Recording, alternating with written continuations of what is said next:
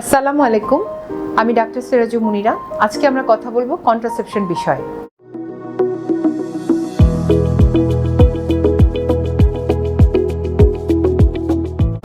Contraception একটি গুরুত্বপূর্ণ বিষয় এবং বাংলাদেশে কন্ট্রাসেপটিভ প্রিভিলেন্স রেট খুবই কম ইন্টারন্যাশনালের সাথে যদি আমরা তুলনা করি। তো আমাদের কন্ট্রাসেপশন মেথড দুই ধরনের হয়, একটা স্থায়ী পদ্ধতি আর একটা টেম্পোরারি পদ্ধতি।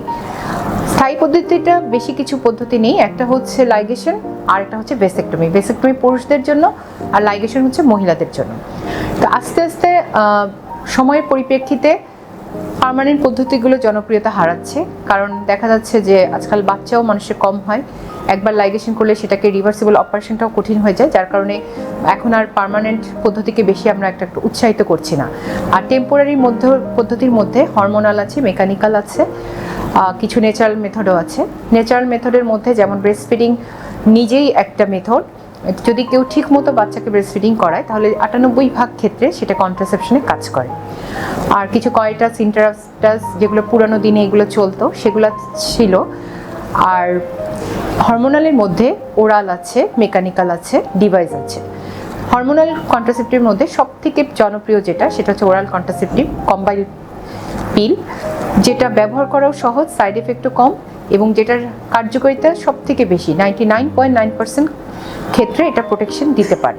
কম্বাইন্ড ওরাল কন্ট্রাসেপটিভ পিল আগে দেখা যেত যেটাতে হাই ডোজে ইস্ট্রোজেন থাকতো, যার কারণে রোগীর বিভিন্ন ধরনের কমপ্লিকেশন হতো, মাইগ্রেন বেড়ে যেত, সাইকিয়াট্রিক পেশেন্টের অসুবিধা হতো, ওয়েট গেইন হতো, হেভিনেস ইন দ্য ব্রেস্ট হতো। কিন্তু এখন যে নিউয়ার জেনারেশন ওরাল কন্ট্রাসেপটিভ পিলগুলো আছে সেখানে ইস্ট্রোজেন এবং প্রোজেস্টেরন দুটোর মাত্রাই কমানো আছে, যার কারণে লিপিডের উপর যে এফেক্টগুলো থাকতো, যে ওয়েট গেইন করা, সেগুলো আর এখন কোনো সমস্যা না।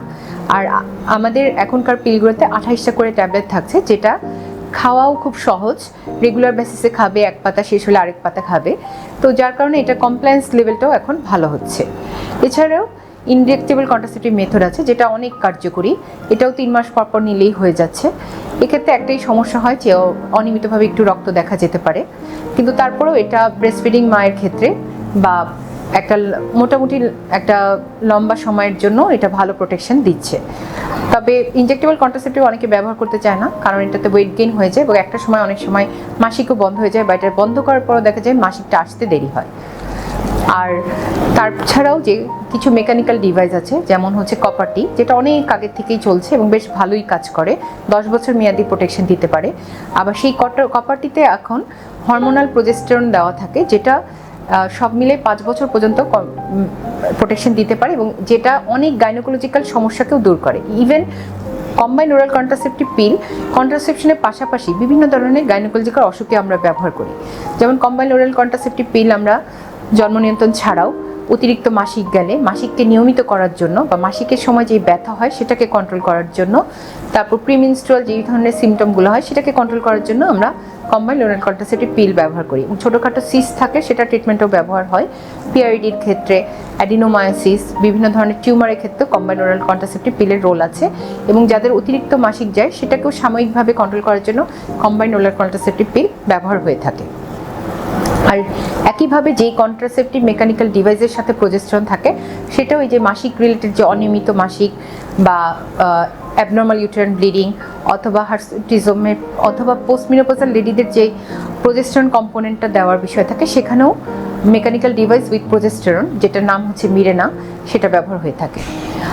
আর এছাড়াও এখন খুব জনপ্রিয়তা পাচ্ছে যেটাকে আমরা লার্ক বলি, long acting reversible contraceptive method, যেটার মধ্যে ইমপ্লান্ট, যেমন জেডেল এখন যেটা দুই রড বিশিষ্ট যেই ডিভাইসটা এসেছে, এটার আবার 1 রড বিশিষ্টও ডিভাইস আছে, যেটা আমাদের সরকারি সব চ্যানেলেই পাওয়া যায় এবং এসএমসিও বাজারে এটা দিয়েছে এবং এটা 5 বছর মেয়াদি প্রোটেকশন দিতে পারে। এটার অ্যাপ্লিকেশনও খুব সহজ, যে কোনো জায়গায় চেম্বারে বসেই উইদাউট অ্যানেস্থেসিয়া ছাড়া এটা হাতে দিয়ে দেওয়া সম্ভব এবং এটা প্রায় 5 বছর মেয়াদি মাসিককে কন্ট্রোল করতে পারে। আমরা মেল কন্ট্রাসেপশনের মধ্যে এখনও হচ্ছে কন্ডোমি পপুলার এবং পার্মানেন্ট মেথড হিসেবে ভেসেক্টমি আছে। আর একটা বাচ্চাও যাদের নেই, মানে নিউলি ম্যারিড কাপলদের ক্ষেত্রে আমরা যেটা বলি যে হয় পুরুষরা ব্যারিয়ার মেথড ইউজ করবে অথবা মহিলারা ওরাল কন্ট্রাসেপটিভ পিল ব্যবহার করবে, এটাই তাদের জন্য সব থেকে সেফ।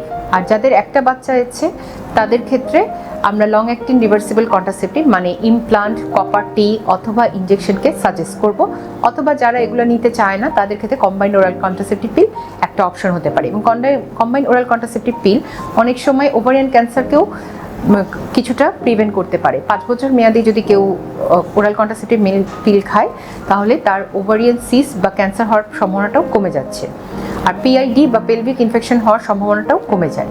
এবং বিভিন্ন ধরনের এসটিডি থেকে প্রিভেন্ট করার জন্য কিন্তু ব্যারিয়ার মেথড বা মেল কন্ট্রাসেপশনে একটা রোল আছে।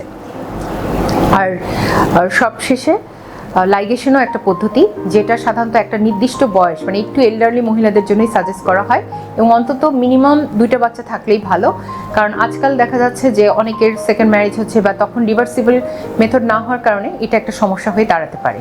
তো এই জন্য লাইগেশন ছাড়াও যে লং অ্যাক্টিং রিভার্সিবল কন্ট্রাসেপটিভ মেথডগুলো আছে এগুলোর দিকে আমরা বেশি উৎসাহিত করছি। ধন্যবাদ।